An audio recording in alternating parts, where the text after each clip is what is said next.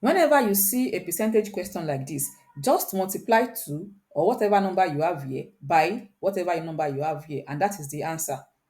Because when we say 20% of 60, 20% of 60 is the same thing as 20 over 100 times 60.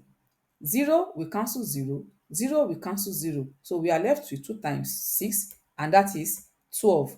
So once you know that, whenever you see any tens digit that has 0 as the unit and 0 as the unit, just cancel the zeros and just multiply the tens number and you get your answer.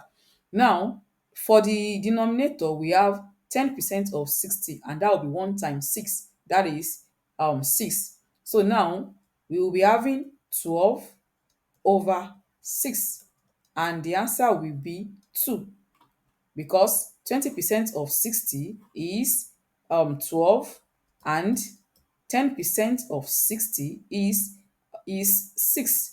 So the answer to this question is 12 over 6, and that is 2.